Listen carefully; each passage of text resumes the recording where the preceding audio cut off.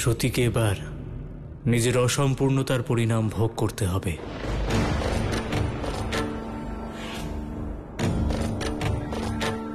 আপনি ওনাকে আটকাতে পারবেন প্রভু, দয়া করে ওনাকে আটকান।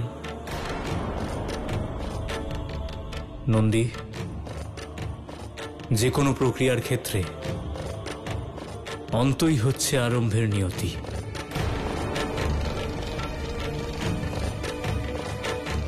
সতী যে প্রক্রিয়া আরম্ভ করেছে তার অন্ত ওকে দেখতে হবে।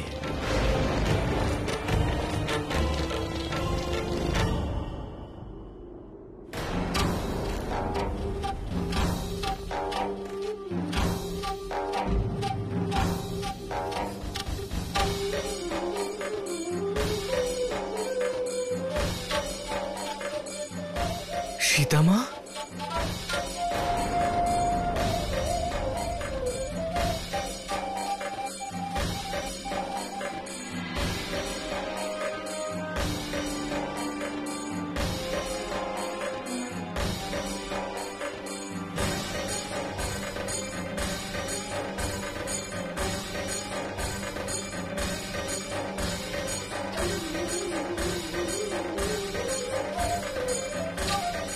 প্রণাম মা আদিশক্তি।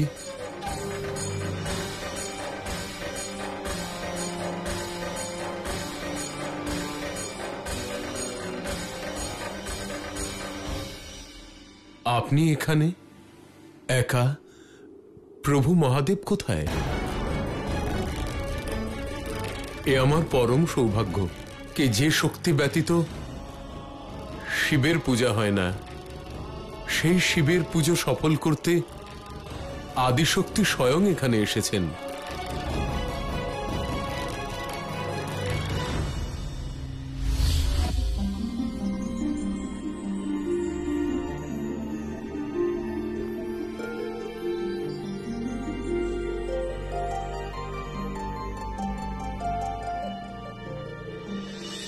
আপনার সীতার সাথে শীঘ্রই মিলন হোক।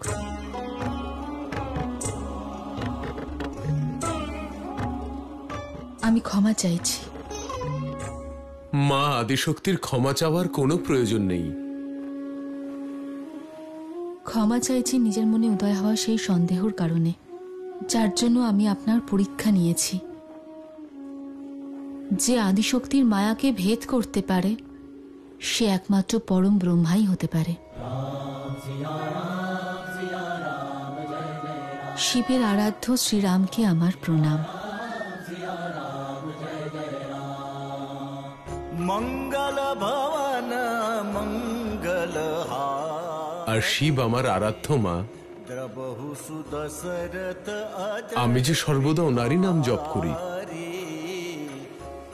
এটাই তো হর আর হরির সম্পর্ক। এটাই তো পালনকর্তার সংহারকর্তার ভারসাম্য, যার দ্বারা সম্পূর্ণ সংসার সঞ্চালিত হয়। আজ আমি এখান থেকে এক দৈব জ্ঞান নিয়ে ফিরছি। আজ্ঞা দিন।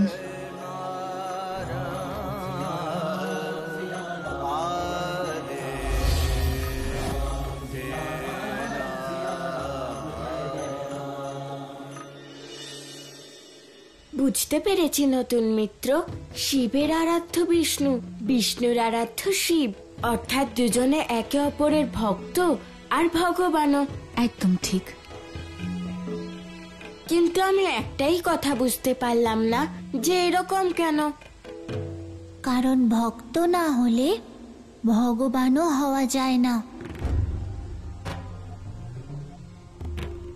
তাই তারা দুজনে ভক্ত আর ভগবানও। সেই জন্য মহাদেব আর বিষ্ণু আলাদা নন, দুজনেই এক। কিন্তু দুজনে এক কি করে হতে পারেন মিত্র? মা তো বলেন যে বিষ্ণু সৃষ্টির পালনকর্তা ও সঞ্চালক, আর মহাদেব সংহারকর্তা। মূঢ়, সংহারই হলো সৃজনের উৎস। সংহার না হলে সৃজনও হবে না।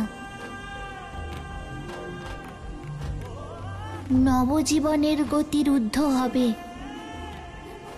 সংহারের কারণেই তো সংসারে নতুন জীবন সৃষ্টি হয়। কি মিত্র, ঠিক বলছি তো? একদম ঠিক। তারপর কি হলো নতুন মিত্র? সতী তারপরে কি করলেন? সতী নিজের ভুল বুঝতে পেরেছিলেন, আর উনি কৈলাসে ফিরে এলেন।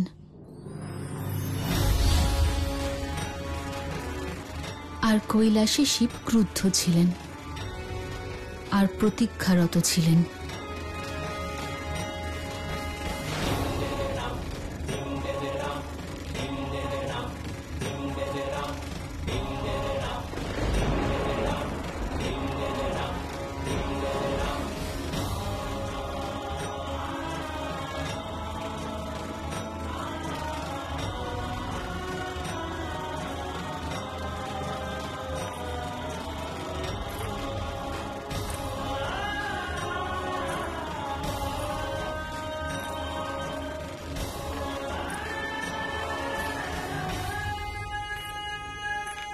দাঁড়াও সতী,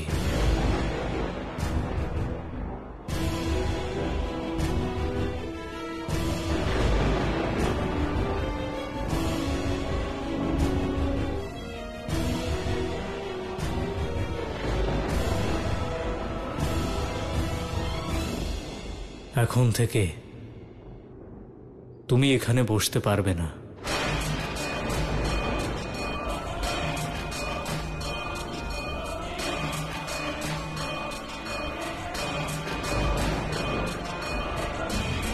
আমার বামাঙ্গী হওয়ার অধিকার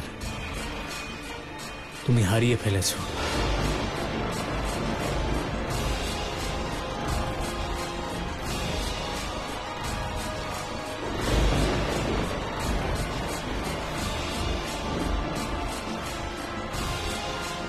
কি বলছেন আপনি? আমি আপনার অর্ধাঙ্গিনী, আপনার বামাঙ্গে বসার অধিকার আছে আমার। আমার কষ্ট হচ্ছে তোমাকে এই কথা জানাতে যে তুমি এখন শুধুই আমার অর্ধাঙ্গিনী, আমার বামাঙ্গী নও।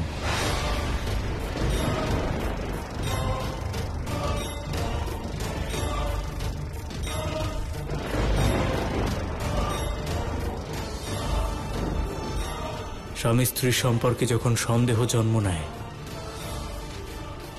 সেখানে অধিকার সমাপ্ত হয়ে যায়।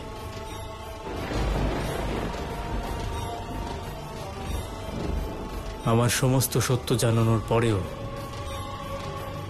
তুমি আমার আরাধ্য শ্রীরামের পরীক্ষা নিতে চলে গেলে, আমায় না বলে, আমার পরামর্শ না নিয়ে, আর আমার অনুমতি ছাড়া। নারী আমি, সন্দেহশীল হওয়া এক নারীর প্রবৃত্তি হয়ে থাকে।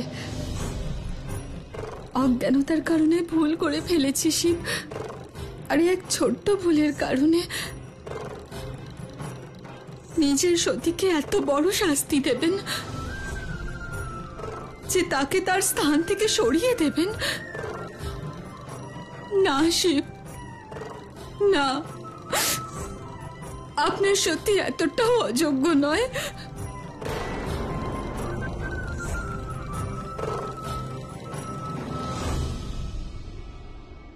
যে অযোগ্যতাকে তুমি নারীর সন্দেহশীল প্রবণতার সংজ্ঞা দিচ্ছ, তা এক সামান্য নারীর জন্য স্বীকার্য, কিন্তু তোমার জন্য নয়। তুমি যে আদি শক্তি,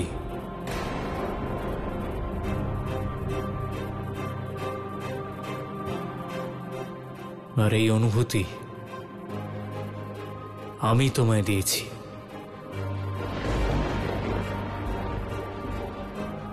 আর তারপরেও তুমি যা করেছ তা ক্ষমার যোগ্য নয় সতী।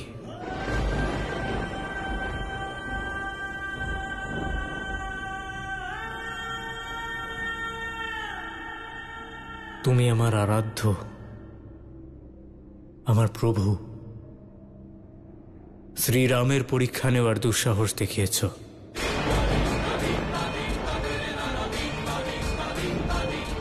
আর তা করার জন্য তুমি সেই নারীর রূপ ধারণ করেছ যাকে আমি মাতৃরূপে পুজো করি। আদিশক্তির অযোগ্যতা, এই সৃষ্টির নিয়ম, ধর্ম, কর্ম সবকিছুর ওপর এক প্রকার কুঠারাঘাত।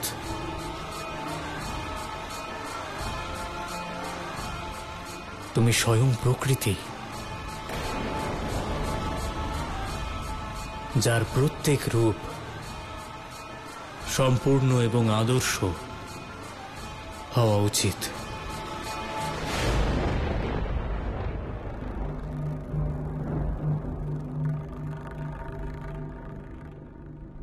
যতদিন তুমি শুধুমাত্র দক্ষের কন্যা ছিলে,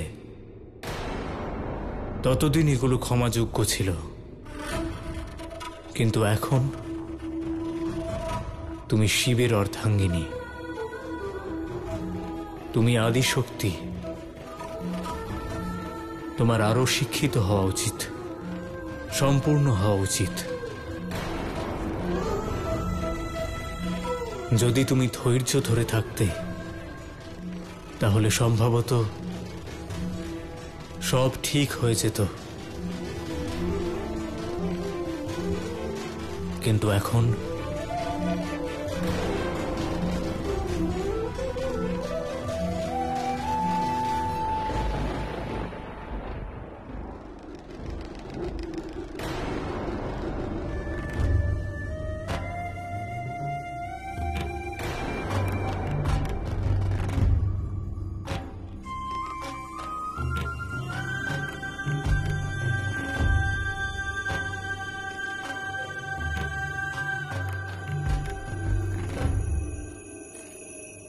আপনার আদি শক্তি হওয়ার আগে আমি একজন স্ত্রী, একজন নববিবাহিতা স্ত্রী, যে সম্পূর্ণ সংসারের সামনে নিজের বাবার বিরুদ্ধে গিয়ে আপনার সাথে বিবাহ করেছে, যে আপনাকে অসম্ভব ভালোবেসেছে শিব, আর নিজের সবকিছু ত্যাগ করে আপনার সাথে এখানে চলে এসেছে। আর আপনি কি করলেন? একটা ছোট ভুলের কারণে আমাকে আপনার বামাঙ্গির অধিকার থেকে বঞ্চিত করলেন।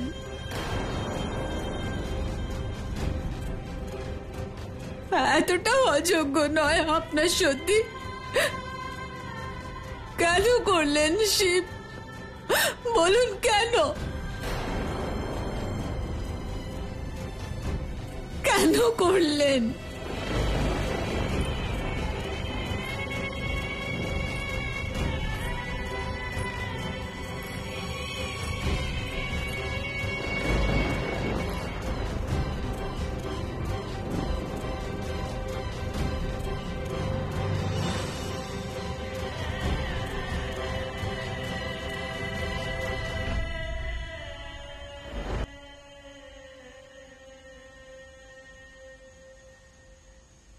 সতীর অন্তের আরম্ভ হয়ে গিয়েছিল।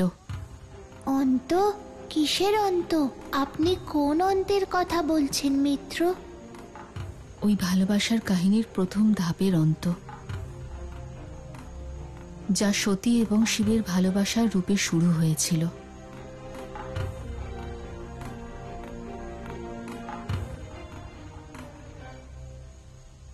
তারপর কি হলো নতুন মিত্র?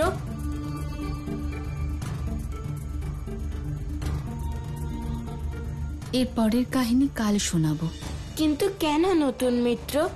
কাহিনী না শোনালে মা আসার আগে কাহিনী শেষ হবে কি করে? মিত্র শিব, বলো না নতুন মিত্রকে। অনেক রাত হয়ে গেছে, এখন শোবার সময়। বাকি কাহিনী কাল সকালে শোনাবো।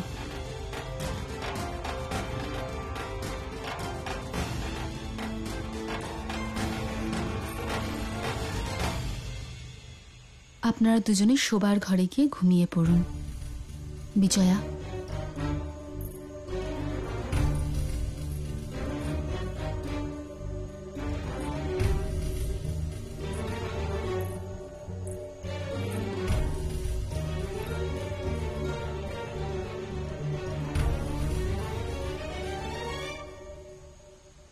মা,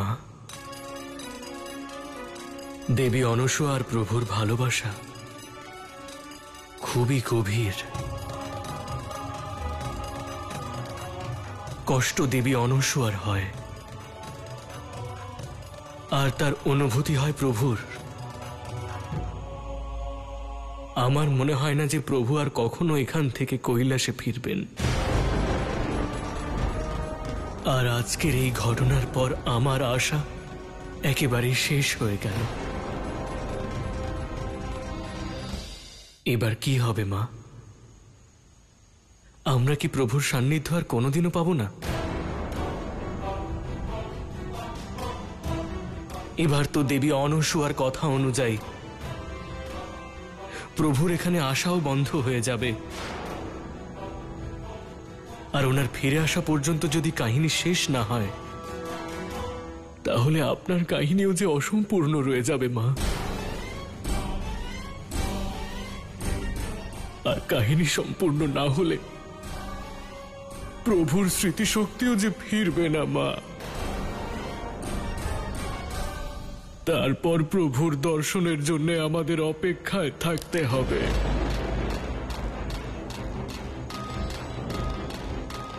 আর প্রভুও সারা জীবনের জন্য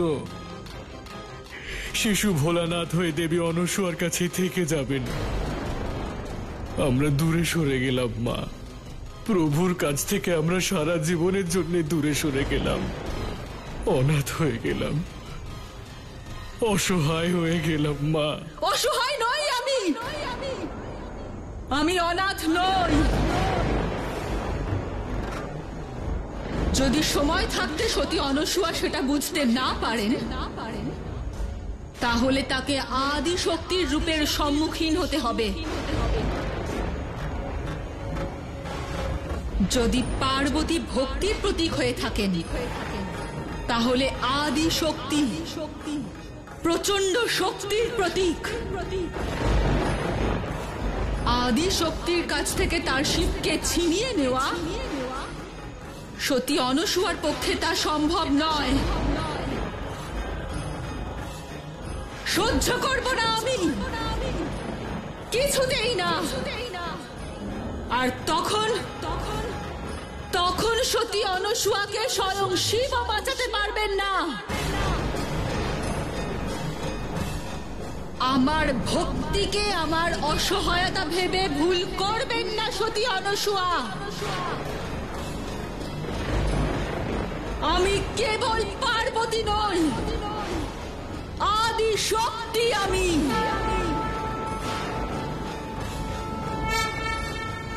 শিবের শক্তি।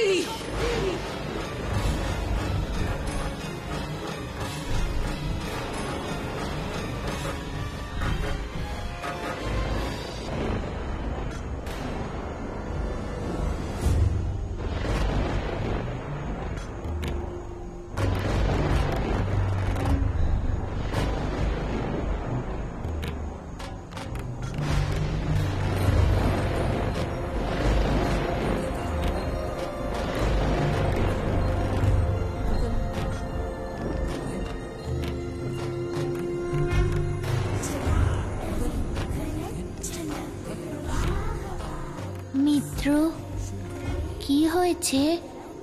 আপনাকে এত অস্থির দেখাচ্ছে কেন? শ্বাসের গতি তখনই তীব্র হয় যখন কেউ ক্রুদ্ধ হয়। কেন আপনি ক্রুদ্ধ হয়েছেন?